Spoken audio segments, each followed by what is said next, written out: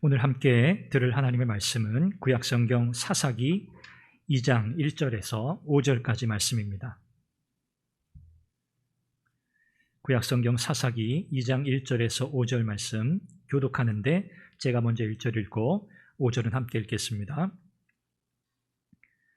여호와의 사자가 길갈에서부터 복임으로 올라와 말하되 내가 너희를 애굽에서 올라오게 하여 내가 너희의 조상들에게 맹세한 땅으로 들어가게 하였으며 또 내가 이르기를 내가 너희와 함께한 언약을 영원히 어기지 아니하리니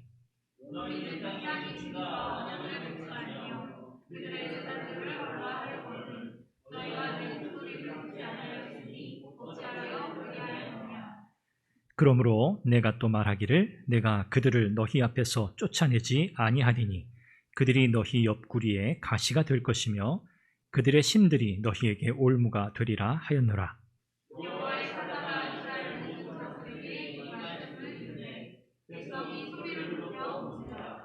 그러므로 그곳을 이름하여 복임이라 하고 그들이 거기서 여호와께 제사를 드렸더라. 아멘. 여러분들은 딜레마에 빠져본 적이 있으신가요? 딜레마. 어떤 것을 선택해야 하는데 이것을 선택해야 할지 또 저것을 선택해야 할지 선택할 수 없는 난처한 상황에 빠진 것을 우리가 딜레마에 빠졌다 그렇게 표현하죠. 하나님이 딜레마에 빠지셨다. 여러분 어떠세요? 그런 일이 가능할까요? 하나님이 딜레마에 빠지셨다. 하나님은 딜레마에 빠질 수 있는 분이 아니십니다. 그렇죠? 하나님께서 하시는 선택은 언제나 명확하고요. 언제나 확고하고 분명하고 항상 선하세요. 그래서 하나님의 선택에는 결코 실패가 없습니다. 이것을 우리는 믿죠. 자, 그런데 오늘 우리가 함께 읽은 이 말씀에 보면 마치 하나님께서 딜레마에 빠져 계시는 게 아닌가 싶은 그런 모습이 오늘 본문에 드러나고 있습니다. 하나님께서 어찌할 바를 몰라서 굉장히 난처해 하시는 그런 뉘앙스의 그런 분위기에 오늘 본문의 이 말씀을 보게 되는 거죠. 그 표현이 2절 마지막 부분에 이렇게 표현되어 있습니다. 너희가 내 목소리를 듣지 아니하였으니 어찌하여 그리하였느냐. 여기 어찌하여 그리하였느냐라고 하는 이 표현이에요.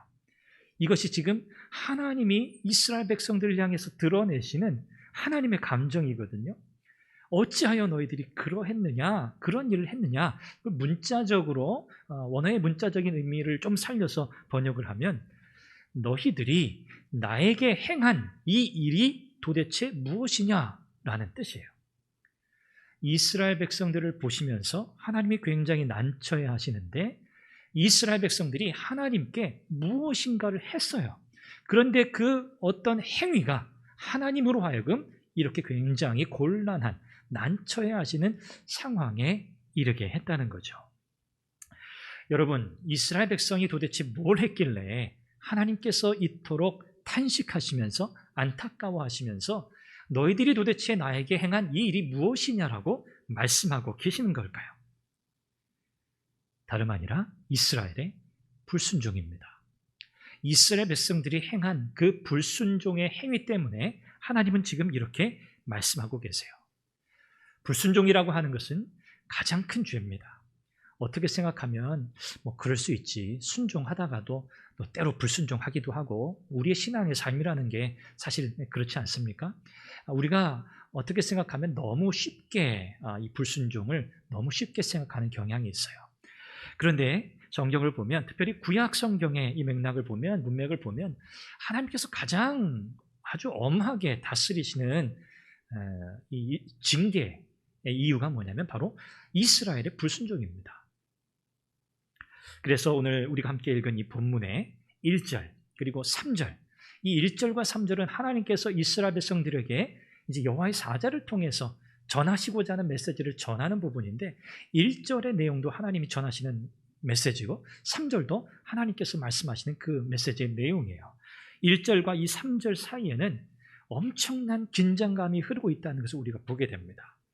1절과 3절 사이에서 하나님께서 이스라엘 백성들에게 하시는 말씀이 뭐냐면 내가 너희들에게 내 이름을 두고 맹세했다는 거예요. 내가 신실함에 근거해서, 나의 신실함에 근거해서 너희와 언약을 맺었다는 거거든요.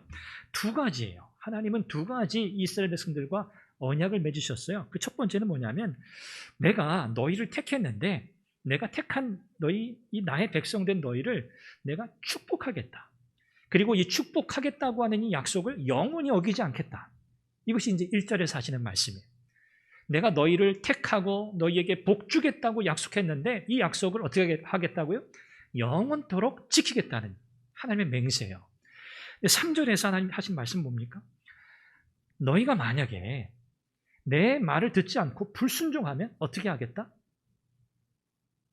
너희들을 축복하지 않고 너희들을 저주하고 너희들을 심판하시겠다는 말씀이에요. 이것을 하나님이 또 맹세하셨다는 말씀이에요. 자, 여러분, 무슨 말씀이죠? 하나님은 언약을 맺으시면서 이스라엘 백성들에게 두 가지를 요구하셨어요. 하나님이 이스라엘을 선택하신 것은 하나님의 무조건적인 선택이에요. 그들에게 어떤 이유가 있어서 선택하신 게 아니에요. 하나님이 그들을 하나님의 백성으로 택하셨어요. 그리고 그들에게 복 주시겠다고 하나님이 약속하셨어요. 이것도 하나님께서 주도하신 하나님의 약속이에요. 맹세예요.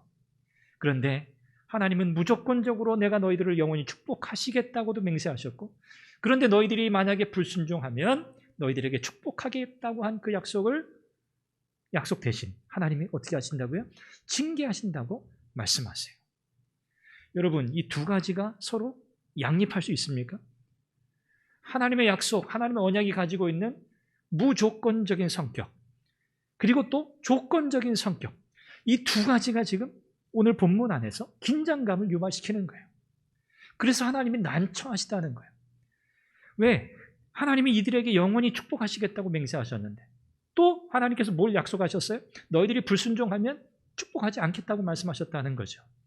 이 두 가지가 해결될 방법이 사실은 없어 보여요.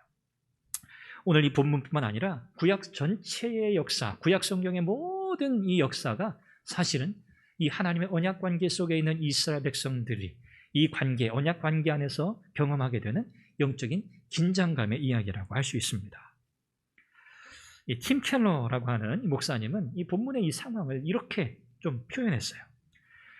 너희가, 이스라엘 백성이죠, 나를 불가능한 상황에 몰아넣었다. 나는 너희를 사랑하는 백성으로 축복하겠다고 맹세했고 또 너희가 불순종할 때 너희를 축복하지 않겠다고도 맹세했다. 내가 이 딜레마를 어떻게 풀어야 한다는 말이냐? 라고 이 2절 말씀을, 이 본문의 말씀을 이해해야 한다. 이렇게 표현했어요. 하나님이 정말 어찌할 수 없는 굉장히 난처한 상황에 빠져 계시다는 거죠. 이 불순종이라고 하는 것, 여러분 어떻게 생각하세요? 이 불순종은요, 성경은 결코 가볍게 다루지 않습니다. 작은 죄라고 그렇게 다루지 않아요. 오늘 저와 여러분들이 신앙의 삶을 살아가고 있는데 우리는요, 순종과 불순종의 사이를 사실 오락가락하고 있습니다. 비중을 따져보십시오. 여러분, 순종의 자리에 머무는 시간이 더 많으십니까? 아니면 불순종의 자리에 머무는 시간이 더 많으십니까? 돌아보면 순종하는 자리보다는 불순종하는 그런 삶의 자리에 우리가 더 많이 머물러 있는 것 같아요. 만약에 우리가 하나님을 생각할 때 하나님은 우리에게 무조건적으로 복 주신다고 약속하셨어. 하나님은 우리를 축복하신다고 약속하셨어. 나는 그 하나님을 믿어. 이런 생각에 사로잡힌 채 우리가 신앙생활을 한다면 어떤 부작용이 생길까요?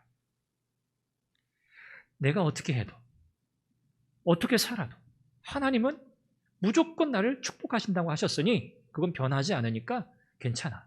어떻게 되겠습니까? 우리의 신앙생활이 제대로 될까요? 안 돼요. 안일해지겠죠. 나태해지겠죠. 긴장감이 사라지겠죠. 왜? 이래도 저래도 하나님은 우리를 복 주실 테니까. 또 다른 한편으로 하나님께 불순종하면 하나님은 분노하시고 진노하시고 징계하시는 하나님이야. 당장에 벌을 내리시는 하나님이야 라는 생각에만 사로잡혀서 우리가 신앙생활 한다면 어떨까요? 여러분, 그렇게 신앙생활 하실 수 있으세요? 못해요. 왜요? 죄책감에 시달리죠. 두려움에 사로잡히죠. 우리는 순종을 100% 온전하게 하지 못한다고 늘 그렇게 생각하고 늘 불순종의 자리를 오락가락하기 때문에 하나님의 진노가 언제 임할까 두려워서 그 두려움 속에 우리가 신앙의 삶을 제대로 살아갈 수 없을 거예요. 그런데 여러분 보십시오. 이스라엘 백성들이 경험하고 있던 이 긴장감, 오늘 저와 여러분도 마찬가지거든요. 그런데 오늘 구약의 이스라엘 백성들과 오늘 저와 여러분들이 결정적으로 다른 게 뭡니까? 우리는 여전히 불순종의 자리를 오락가락하고 있음에도 불구하고 여전히 하나님께 은혜와 복을 받는 삶을 살아가고 있거든요. 도대체 이 일이 어떻게 가능하게 된 건가요? 그 답은요, 십자가입니다. 예수님의 십자가예요. 예수님의 십자가 때문에 저와 여러분들은요, 여전히 죄악되고 불순종하는 삶을 살아감에도 불구하고 용서받을 수 있고 다시 돌이켜 순종하는 삶의 자리로 돌아갈 수 있게 된 거예요. 이것이 바로 예수 그리스도의 십자가에서 이루신 하나님의 구원의 은총입니다. 오늘 이 본문 1장의 오늘 본문의 내용 2장 1절에서 5절의 내용을 여러분들과 나눌 때 1장의 배경을 중심으로 말씀을 나누려고 해요. 말씀을 나누면서 이스라엘 백성들이 도대체 어떤 불순종을 했는가? 그들이 불순종한 그 결과, 불순종이 빚어낸 그 결과는 무엇인가? 그러면 오늘 이 시대를 살아가는 저와 여러분들에게 순종하는 삶을 산다는 것은 도대체 어떤 삶을 사는 것인가? 그리고 이것을 가능하게 한 예수 그리스도의 십자가의 은혜, 그 은혜를 우리가 더 감사하고 감격해 하는 그런 시간이 될 수 있기를 간절히 바랍니다. 자, 여러분, 가나안 땅은 어떤 땅이죠? 가나안은 하나님께서 이스라엘 백성들에게 약속하신 약속의 땅입니다. 이 가나안 땅은요, 이스라엘 백성들이 자기의 지혜와 자기의 힘과 자기의 방법과 자기의 계획으로 그들이 얻어낸 땅이 아니에요. 그렇게 얻어낼 수 있는 땅이 아니에요. 그렇게 차지할 수 있는 땅이 아니에요. 가나안 땅은 처음부터 어떻게 정해진 땅입니까?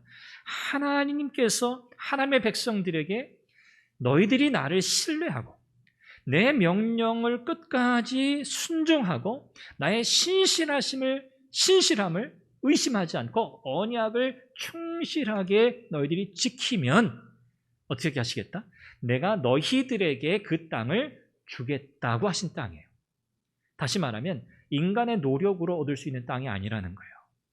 하나님께서 전적으로 순종하는 자들에게만 하나님께서 주시겠다고 약속하신 땅이 바로 가나안 땅이에요. 그렇게 누리게 되는 땅이 가나안 땅이에요.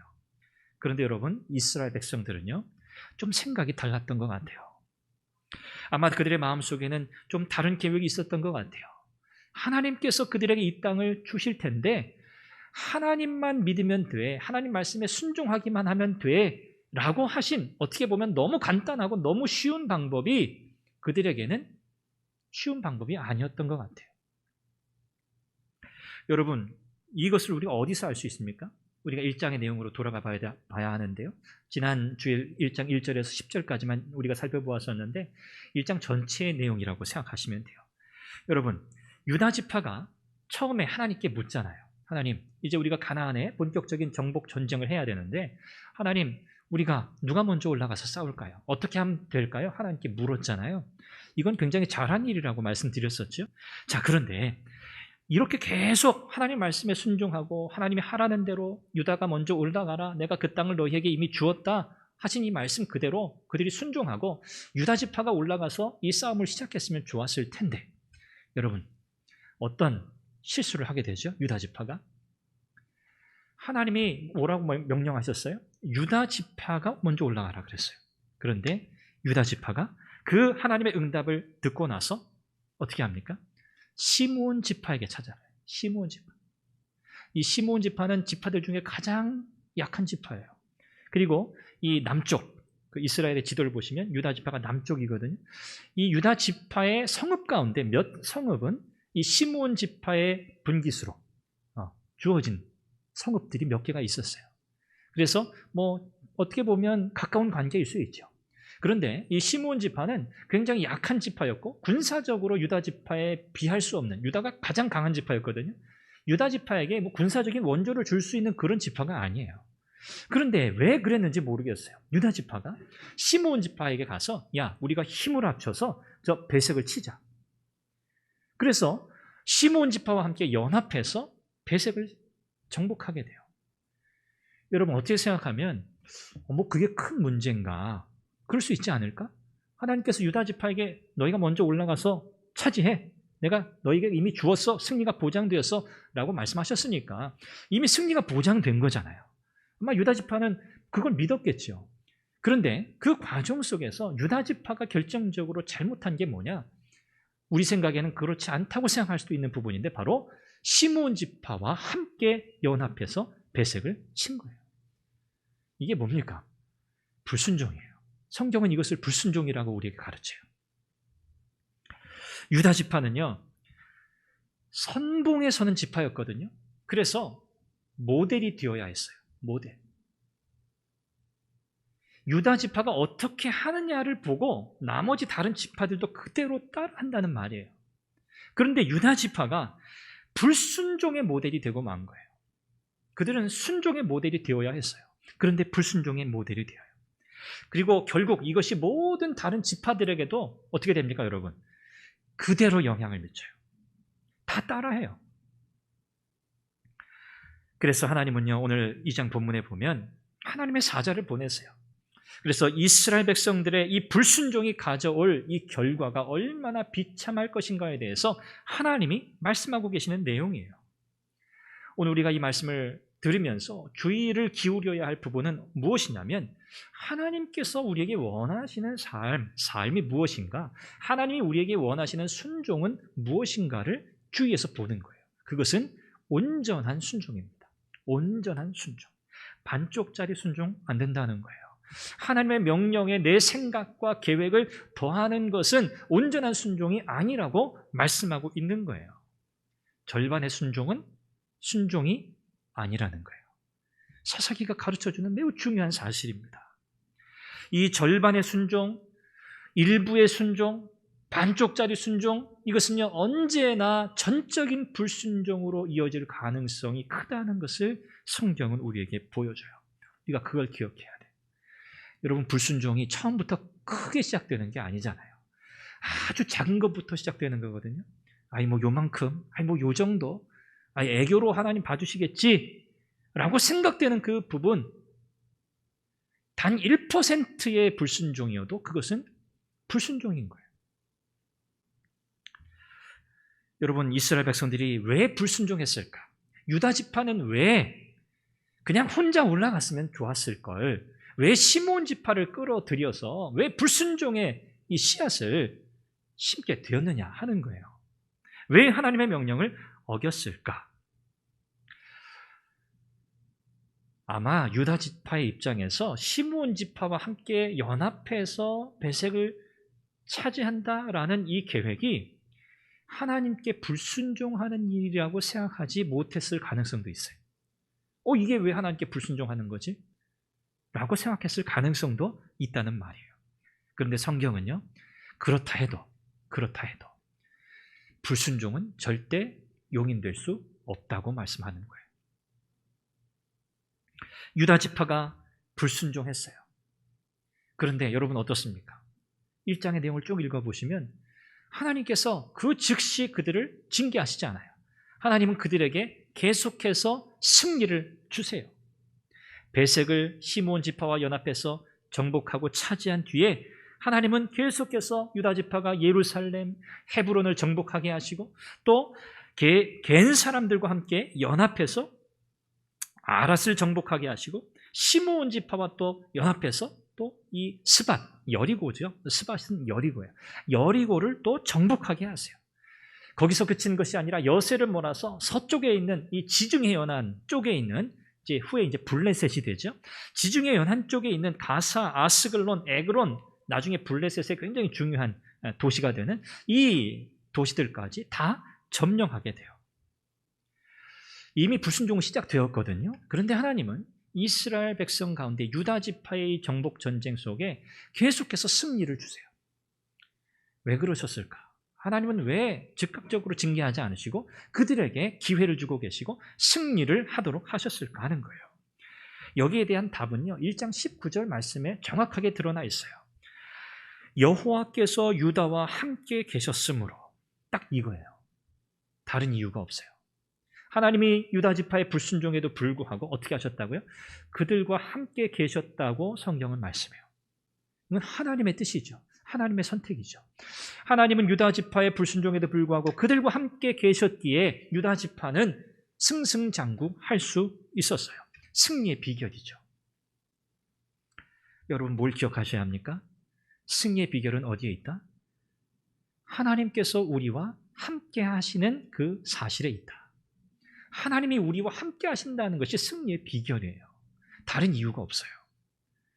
유다 지파가 이렇게 승승장구했습니다. 지금까지는 별 어려움이 없어요.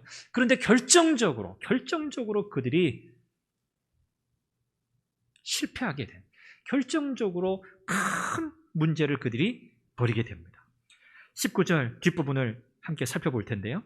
자, 여호와께서 유다와 함께 계셨으므로 그가 산지 주민을 쫓아내었으나, 여기까지는 승승장구한 스토리예요.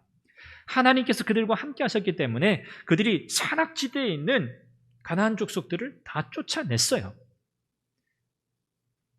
쫓아낼 수 있었던 이유가 뭐라고요? 하나님이 함께 하셨기 때문에. 그들이 용맹해서, 그들의 무기가 좋아서? 아니에요. 하나님이 함께 하셨다는 이유 딱 한 가지예요. 자, 그런데 문제가 그 다음부터 시작됩니다. 골짜기의 주민들은 뭘 가졌어요? 철병거가 있으므로 그들을 어떻게 했다고요? 쫓아내지 못하였으며. 여기가 잘 이해 안 되는 대목이에요. 자, 보세요. 유다 지파는 지금 하나님이 함께 계셨기 때문에 승승장구했어요. 자, 그런데 골짜기의 주민들이 철병거를 가지고 있다고 해서 그러면 그들을 상대해서 승리할 수 없단 말이에요. 그러면 하나님은 철병거를 두려워하고 무서워하시는 그런 하나님이세요? 철병거에 대해서는 도저히 어떤 방법도 하나님께서 행사하실 수 없는 그런 하나님이시란 말이에요? 아니죠. 지금 유다 지파의 문제는 뭐예요? 무기의 문제가 아니에요. 군사적인 전략 전술의 문제가 아니에요. 무슨 문제입니까? 영적인 문제예요. 영적인 문제. 하나님의 명령, 하나님의 약속을 절대적으로 신뢰하지 못하는 것, 이것이 유다 지파의 가장 큰 문제였어요. 이것이 불순종의 내용이에요. 하나님을 신뢰하지 않는 것, 하나님의 말씀을 신뢰하지 않는 것, 이것이 바로 유다 지파의 가장 큰 문제였어요. 여러분, 여호수아 6장에 말도 안 되는 사건이 기록되어 있잖아요. 그 말도 안 되는 사건이 뭡니까? 여리고성이 무너진 사건이에요. 주일학교 때 수도 없이 들었어요. 찬양도 부르고. 하루에 한 바퀴. 기억하시죠? 여러분, 여리고성이 어떻게 무너졌습니까? 그 견고한 성이 무너질 수 없는 성이에요. 구조적으로. 하나님이 무너뜨리셨잖아요. 이스라엘 백성들이, 제사장들이 나팔을 불고 소리를 와 지르니까, 여러분, 그 성이 소리 지른다고 무너질 성이 아니에요. 소리, 음파가 얼마나 세서 그 성이 무너지겠습니까? 아니에요. 하나님께서 무너뜨리신 성이에요. 말도 안 되는 승리죠. 이미 역사의 교훈이 있어요. 그런데 지금 이 유다 지파가 골짜기에 사는 가나안 족속들이 철병거를 가지고 있다는 그 사실 때문에 그들을 쫓아내지 못했다. 성경이 그렇게 기록해요. 여기 여러분, 쫓아내지 못했다는 이 표현은요, 어쩔 수 없어서 그들이 전략을 분석해 보니까 상대가 안 돼. 그들이 가지고 있었던 이 엄청난 이 무기들, 그것에 우리가 도저히 싸워서 이길 수 없어. 그러니 포기하자. 그래서 쫓아내지 못했다는 그 말이 아니에요. 여기 쫓아내지 못했다는 것은 쫓아내지 않았다는 말이에요. 원래 의미가 쫓아내지 않았다. 여러분, 유다 지파만이 아닙니다. 유다 지파 그 뒤를 이어서 줄줄이 므낫세, 에브라임, 스불론, 아셀, 납달리, 다른 지파들도 똑같아요. 쫓아내지 못하였으며, 쫓아내지 못하였으며, 그들 가운데 거하였으며. 이것이 1장의 스토리예요. 쫓아내지 않았다는 말은요, 어떤 뜻입니까? 의도적으로 쫓아내지 않았다는 거예요. 쫓아낼 마음이 없었다는 뜻이에요. 철병거가 무서워서 그들이 상대가 안 되니까 그냥 뒷공무니를 뺀 게 아니라 그들이 의도적으로 그들을 쫓아내지 않았다는 말이에요. 하나님의 말씀을 의도적으로 거역한 거죠. 왜 그런 선택을 했을까 하는 거예요. 여러분, 왜 이스라엘이 이런 불순종을 했을까요? 이스라엘 백성들이. 도대체 뭐 때문에? 그들의 마음에 무슨 생각을 가지고 있었기에 하나님의 명령을 지키고 하나님의 언약에 신실하게 반응하는 것보다 더 중요하게 생각한 그 생각이 도대체 뭐였냐는 거예요. 가나안 땅을 들어갈 때 이스라엘 백성들 마음속에 공통적으로 차지하고 있었던 그 마음이 뭐였을까요? 여러분 같으면 어떤 마음이 가득 부풀어 계셨을 것 같아요? 야, 가나안 땅에 들어가면 고생 끝이다. 이제 행복 시작이야. 이제는 평화와 번영만이 우리에게 남아있어. 이런 기대를 가졌겠죠. 이스라엘 백성들이 그런 기대를 가졌어요. 야, 이 가나안 땅에서는 이제 새로운 세상이 펼쳐질 거야. 이제 이 땅에서 우리는 정말 잘 먹고 잘 살게 될 거야. 라고 하는 이런 기대가 가득 찼을 거예요. 그들의 마음을 가득 채우고 있었던 열망이에요. 자, 그런데 제가 아까 말씀드렸죠.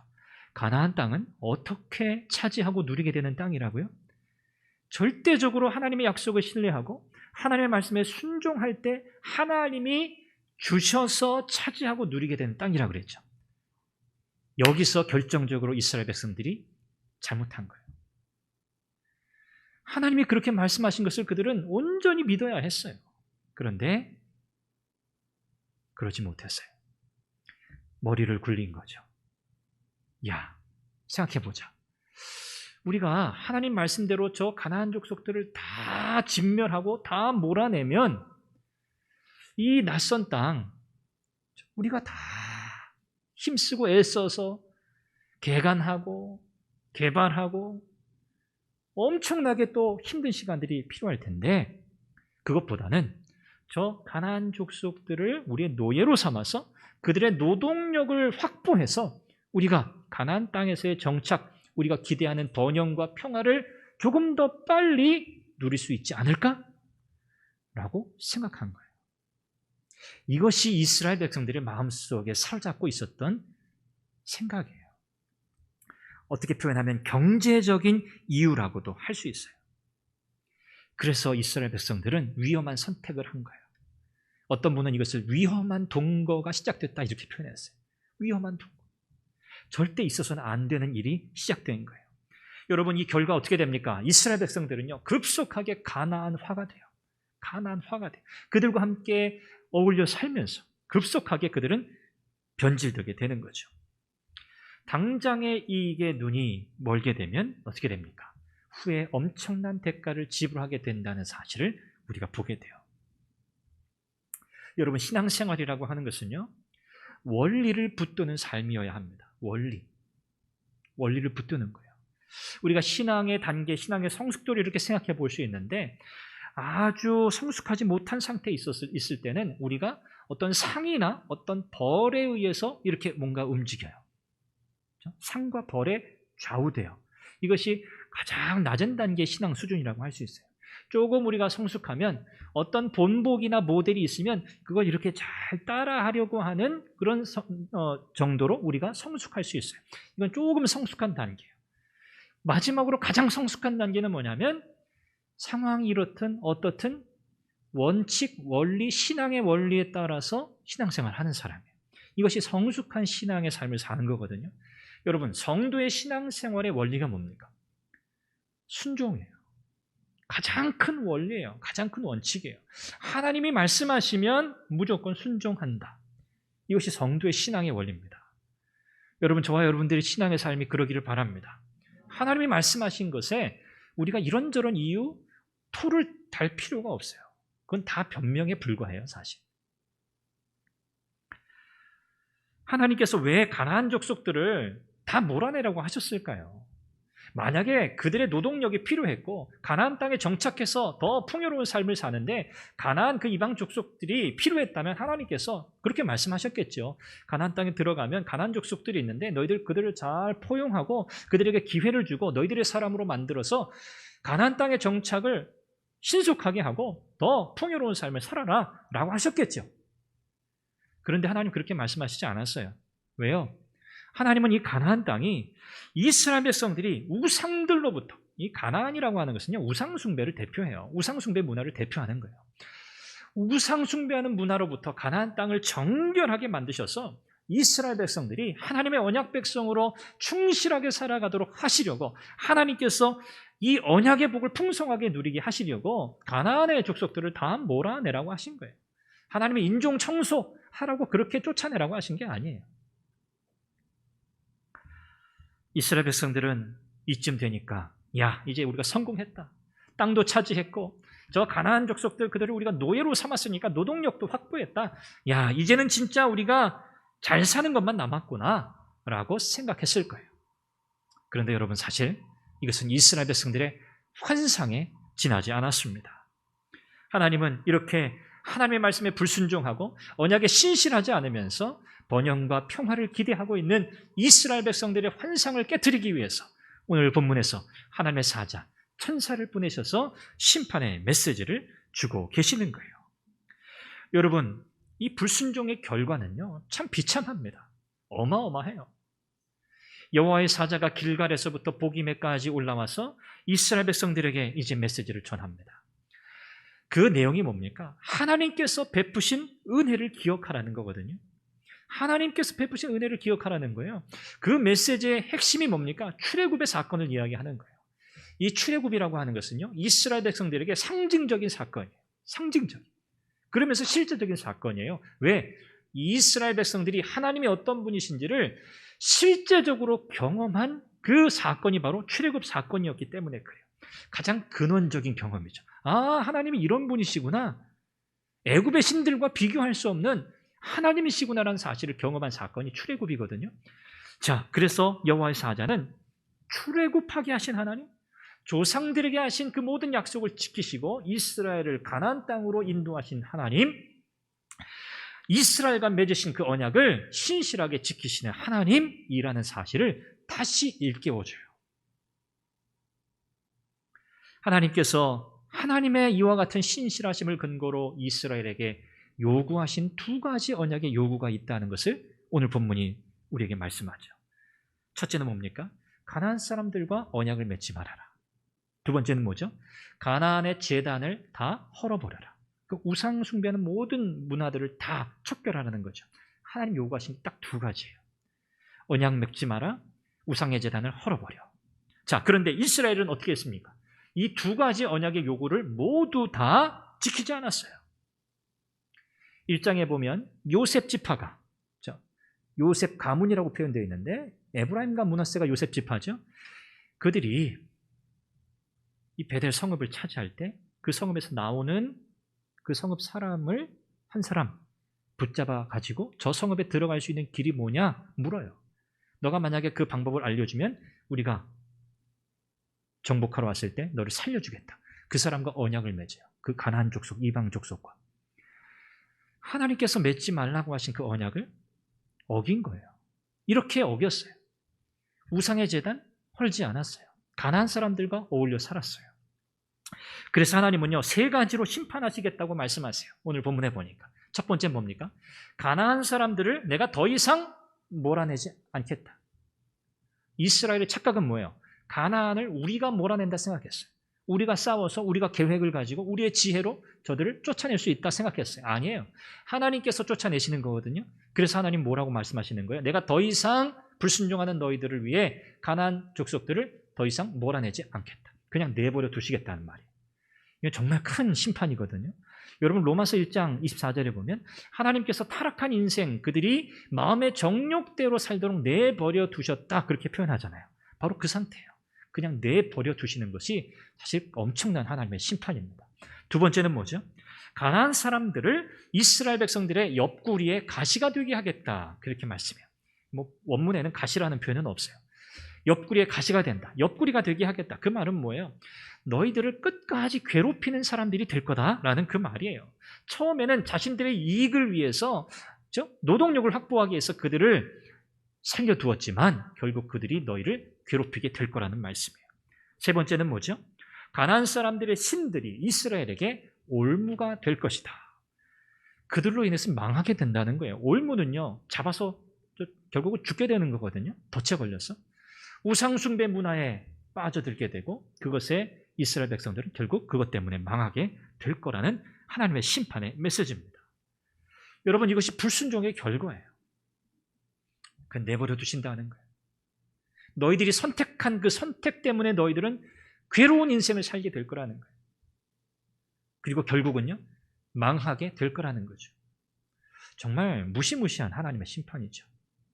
하나님이 무조건적으로 축복하고 내가 너희를 향한 그 축복의 맹세를 지키겠다, 영원히 지키겠다 하신 그 하나님의 그 약속이 무색할 정도로, 그렇죠? 이 하나님의 심판의 메시지가 주어져요. 여러분, 오늘 우리가 이 본문의 말씀을 대하면서 우리는 순종이라고 하는 주제를 다시 생각하게 됩니다. 과연 우리는 순종하는 삶을 살고 있는가? 순종하는 삶을 산다는 것은 무엇일까? 우리는 여전히 온전하지 못해서 우리는 참 불순종하는 삶의 모습이 참 많은데 우리는 과연 어떻게 살아가야 하는가에 대한 이런 질문을 던지게 됩니다. 여러분, 오늘 저는 여러분들에게 세 가지를 말씀드리려고 해요. 우리가 어떻게 순종하는 삶을 살 것인가에 관한 세 가지입니다. 첫째는요, 하나님을 기억하며 살아야 돼요. 순종하는 삶을 살려면 하나님을 기억해야 돼요. 오늘 본문 2절에 보면 하나님이 정말 안타까워하시는 게 뭐냐면 너희가 내 목소리를 듣지 않았다고 하시는 거예요. 너희가 내 목소리 안 들었잖아. 그런데 이거는 처음부터 하나님이 말씀하지 않으셔서 못 들었다는 게 아니에요. 하나님 말씀하셨어요. 계속. 하나님의 뜻이 무엇인지, 하나님의 요구가 무엇인지 말씀하셨는데 이스라엘 백성들이 의도적으로 듣지 않았다는 거예요. 너희들 왜 듣지 않았어? 너희들 왜 듣고도 순종하지 않았니? 라는 말씀이죠. 왜 그랬을까요? 들었는데 왜 순종하지 않았을까요? 하나님이 어떤 분이신지 그들이 기억하지 못했기 때문에 그래요. 이제 2장 이후에 또 읽어가면 여호수아가 죽은 뒤에 일어난 그 일들을 계속해서 언급하는데 여러분, 가관입니다. 그렇죠, 가관. 하나님을 아예 이제는 알지 못해. 이제 하나님이 누구신지 이제 완전 싹을 잊어버려요. 그리고 그들이 본격적으로 우상 숭배하고 불순종의 길을 가게 돼요. 하나님을 기억하지 않을 때 그분의 말씀을 잊어버리는 건 당연한 일입니다. 그래서 여러분, 우리의 자녀들에게, 물론 우리가 먼저죠. 우리 부모된 우리가 먼저 하나님을 기억하는 것이 너무너무 중요한 일이고요. 하나님을 기억하는 것, 여러분, 우리가 어떻게 하나님을 기억하겠어요? 하나님의 말씀을 우리가 가까이 하는 것밖에 없어요. 왜요? 하나님이 어떤 분이신지, 하나님이 무엇을 행하셨는지 이 말씀 안에 다 담겨 있기 때문에 그래요. 우리가 하나님의 말씀을 가까이 하고 그 말씀을 통해서 하나님이 누구신지를 계속 기억해내는 것, 이것이 저와 여러분들이 가장 먼저 해야 할 일이고요. 우리의 자녀들에게 우리가 기억하는 그 하나님을 자녀들도 기억하도록 끊임없이 하나님이 어떤 분이신지를 가르치셔야 돼요. 야, 하나님이 어떤 분이신지 아니? 얘들아, 하나님은 이런 분이셔. 여러분, 가정예배가 가장 좋은 기회예요. 자녀들에게 여러분, 하나님이 어떤 분이신지 여러분, 주중에 시간을 정해놓고 야, 성경 공부하자. 그럴 여유는 없으시잖아요.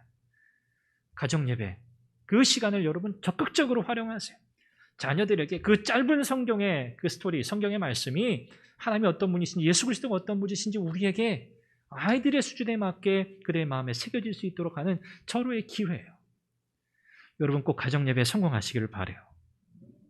하나님은요, 우리에게 너의 삶의 일부분만 순종해 라고 말씀하시지 않으셨어요. 너가 원하는 만큼만 순종해 라고 하시지 않았어요. 하나님은 우리의 삶의 주관자세요. 우리의 삶의 모든 부분을 하나님은 다스리기를 원하세요. 우리의 삶의 50%만 다스리기를 원하지 않으세요.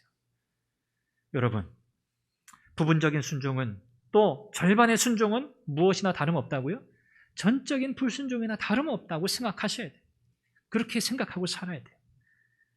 왜요? 하나님은 불순종을 절대 가볍게 다루지 않으실 테니까. 두 번째는요, 순종할 수 없는 순간은 없다고 믿으셔야 돼요. 순종할 수 없는 순간은 없다. 이스라엘은요, 철병거 다 이유예요. 이유. 하나님께 변명할 거리예요. 그런데 아무리 타당하고 합리적인 이유를 들어도요, 순종하는 일에는 이유 불문이에요. 하나님이 들으실 때는 모두 다 어떻게 들린다고요? 전부 다 변명에 불과해요. 하나님이 우리에게 순종해라고 말씀하실 때는 우리가 못하는 것을 염두에 두고 순종하라고 하신 분이 아니에요. 하나님은 우리에게 순종하라고 요구하실 때 우리가 그 순종의 요구를 이룰 수 있기 때문에 하나님께서 우리에게 순종을 요구하시는 거거든요. 여러분, 하나님이 우리를 절대로 순종할 수 없는 자리에 두시지 않는다는 것을 기억하십시오. 하나님은요, 우리가 순종할 수 없는 어떤 상황, 어떤 형편에 우리를 두시지 않아요. 어떤 순간, 어떤 상황도 우리는 어떻게 할 수 있다는 거예요? 순종할 수 있다는 거예요. 여러분 마음에 새기세요. 순종할 수 없는 순간은 절대로 없다. 순종할 수 없는 순간은 절대로 없어요. 여러분 이 정도 메시지를 들은 이스라엘 백성들이 어떻게 반응합니까? 어떻게 보면 참 반가운 반응인데 오늘 본문에 보면 이스라엘 백성들이 어떻게 해요? 통곡해요. 울어요. 하나님 앞에. 이 말씀을 듣고 천사의 메시지를 듣고. 자, 그런데 나중에 우리가 사사기 저 20장 넘어가게 되면 이스라엘 백성들이 또 비슷하게 또 울어요. 그런데 그들의 삶이나 그들의 모습이 달라지지 않아요. 변하지 않아요. 오늘 이 본문에서도요, 그들이 울고 통곡하고 하나님 앞에 제사도 드렸다고 성경이 말씀해요. 그런데 여러분, 하나님께서 그들을 용서하셨습니까? 아니에요. 하나님이 그들이 흘린 눈물, 그들이 하나님 앞에 드린 이 예배를 하나님이 받지 않으셨어요. 왜요? 거기에는 참된 회개가 없었어요. 다시 하나님의 백성, 언약 백성으로 살겠다고 하는 신실한 믿음의 결단이 그들에게 없었기 때문에 이것은요, 그야말로 그냥 신세 타령, 한탄하는 한탄의 눈물일 뿐이었어요. 여러분, 회개라고 하는 것은 감정이 아니라 뭐가 바뀌는 겁니까? 생각이 바뀌는 거예요. 회개는 감정이 바뀌는 게 아니라 생각이 바뀌는 거예요. 생각이 바뀌고 나서 우리의 삶이 변화되는 것, 이것이 바로 회개예요. 삶의 변화가 없는 감정적인 예배는 그래서 의미가 없어요. 삶이 바뀌지 않는 감정적인 예배. 우리는 그런 예배 드리지 않기를 원합니다. 마지막 세 번째는요, 여러분 십자가를 붙들어야 돼요. 십자가. 이거 우리에게 주어진 엄청난 은혜죠. 엄청난 은혜예요. 이게 유일한 해결책이고 유일한 방법이고 이 사사기에 흐르고 있는 이 구약 성경을 흐르고 있는 이 엄청난 긴장감을 해소할 수 있는 유일한 방법이에요. 불순종에 대한 하나님의 공의, 그렇죠? 하나님은 공의 하나님이시기 때문에 불순종하는 걸 두고 보시지 못하잖아요. 그리고 또 하나님은 신실하시고 사랑이신 하나님이시기 때문에 우리를 사랑하세요. 하나님의 자비, 하나님의 긍휼이 있잖아요. 이 두 가지의 요구를 모두 다 만족시키고 충족시킨 사건이 바로 십자가예요. 십자가. 이것은 하나님께서 내신 하나님의 방법이에요. 이 영적인 긴장감을 해소하신 하나님의 방법인 거죠. 십자가에서 저와 여러분의 모든 죄가 하나님에 의해서 다 해소되었어요. 예수 그리스도에게로 우리의 모든 죄, 우리의 모든 불순종의 모든 결과들, 그것이 다 우리 예수 그리스도에게 다 전가되었어요. 그리고 그분의 의가 우리에게 다시 덧입혀졌어요. 그래서 저와 여러분들은요, 이제 어떻게 된 겁니까? 예수님의 십자가 사건으로 인해서 하나님의 공의가 만족되고, 그래서 하나님은 우리를 용납하실 수 있게 되었고, 용납하신 우리를 하나님이 용서하시게 되고, 우리를 이제 변함없이 사랑하실 수 있는 근거가 마련된 거예요. 하나님은요, 저와 여러분들을 보실 때 예수 그리스도의 십자가를 통해서 보신다고 그랬죠. 예수님께서 저와 여러분들 위해서 죽으심으로 하나님의 그 언약의 요구를 두 가지 다 만족시키신 거예요. 하나님의 공의의 요구, 하나님의 자비와 긍휼, 사랑의 그 요구를 하나님은 다 충족시키셨어요. 예수 그리스도를 통해서. 예수 그리스도의 십자가만이 우리로 하여금 불순종하는 삶에서 순종하는 삶으로, 적극적으로 하나님을 기쁘시게 하는 삶을 가능하게 한 유일한 해답인 것을 믿으시기를 바랍니다. 저와 여러분들은 여전히 우상문화의 한복판에서, 우상숭배 문화의 한복판에서 살고 있거든요. 그래서 우리는 참 어려운 거예요. 우리가 온전한 순종의 삶을 사는 것이 참 이건 쉬운 일은 결코 아닙니다. 그래서 우리가 때로는 불순종하지만 그럼에도 불구하고 우리가 다시 하나님 앞에 나아가서 회개하고 돌이키고 다시 용납받고 용서받고 다시 순종의 자리로 돌아가 살 수 있게 된 것, 이것은 다 예수 그리스도의 십자가의 은혜인 줄로 믿습니다. 여러분, 저와 여러분들은 그랬어요. 날마다 십자가를 바라보고 그 십자가를 붙들어야 돼요. 십자가가 아니면 하나님의 진노를 감당할 길이 없습니다. 그렇죠? 사랑하는 여러분, 오늘 우리가 이스라엘 백성들의 이 실패한 이 모습을 말씀을 통해 살펴보았습니다. 불순종이 빚는 이 결과가 엄청난 것인 것을 우리가 다시 확인했습니다. 왜 불순종하게 되었는가? 그 이유도 살펴보았고요. 순종의 삶이란 무엇인가? 어떻게 살아야 하는가도 살펴보았습니다. 오늘 저와 여러분들이 이 땅을 살아가는 동안 정말 하나님께서 우리에게 원하시는 그 삶을 우리가 온전히 살아드리길 원합니다. 여러분, 성령의 능력을 의지하시고 날마다 주님의 십자가를 붙드시고 하나님의 말씀에 귀를 기울이시고 그 말씀을 따라 내 생각, 내 지혜, 내 경험을 덧붙이는 게 아니라 온전히 하나님의 말씀을 그대로 순종할 때 하나님께서 열어주시고 부어주시는 그 놀라운 복된 인생의 길을 여러분 모두 다 걸어가시기를 주님의 이름으로 축원합니다. 기도하겠습니다. 우리 한번 같이 기도하죠. 하나님, 참 연약한 인생입니다. 참 하나님이 기뻐하시는 순종의 삶을 잘 살지 못하는 그런 나의 모습입니다. 그럼에도 불구하고 예수 그리스도의 십자가를 통해서 하나님이 나에게 은혜를 베푸셔서 다시 하나님 앞에 회개하고 돌이키게 하시고 다시 순종의 삶을 살도록 하나님 은혜의 길을 여셔서 감사합니다. 하나님, 날마다 하나님의 백성으로 믿음으로 순종하며 살겠다는 그런 믿음의 각오와 결단이 내 안에 있게 하시고, 하나님, 이 믿음의 결단이 내 힘으로 내 의지로 되는 것이 아니라 성령의 도우심이 있어야겠으니 하나님의 은혜가 필요하니 날마다 내게 은혜를 부으시고 새롭게 하옵소서. 우리 간절히 한번 기도하겠습니다. 제가 마지막으로 기도합니다. 자비하신 아버지 하나님, 은혜와 사랑을 감사합니다. 하나님, 오늘 말씀을 통해서 하나님의 백성된 우리가 어떻게 하나님의 백성답게 순종하는 삶을 살아야 할지 말씀을 통해 살펴보았습니다. 불순종의 결과가 무엇인지, 이것이 얼마나 비참한지 우리가 살펴보았습니다. 하나님, 우리가 정말 하나님 앞에 어떻게 순종하는 삶을 살 수 있을까요? 하나님을 기억하는 인생이 되게 하시고 순종할 수 없는 순간은 없다는 사실을 기억하게 하시고 날마다 우리의 유일한 소망이 십자가를 붙들고 십자가를 통해 하나님의 은혜를 깊이 경험하도록 인도해 주옵소서. 연약합니다. 부족합니다. 실수가 많습니다. 실패가 많습니다. 그러나 주님, 나를 새롭게 하시고 오늘 우리를 새롭게 하셔서 하나님 우리의 삶의 자리에서 승리하게 하시고 일어나게 하시고 다시 돌이켜 주님의 십자가를 붙드는 삶을 날마다 살게 해 주옵소서. 우리에게 허락하신 이 자비와 은총을 감사합니다. 이스라엘 백성들이 하나님 실패했던 아버지 하나님 그 문제, 하나님 우리도 여전히 그 상황과 그 일들을 반복하는 환경 속에 있지만, 그러나 예수 그리스도의 십자가를 통해 우리에게 주어진 하나님의 놀라운 은혜, 새롭고 산 길을 인하여 하나님을 찬양합니다. 하나님을 영광을 올려드립니다. 하나님, 우리의 삶이 하나님을 기쁘시게 하는 삶이 되게 하여 주옵소서. 온전한 순종의 삶이 되게 하여 주옵소서.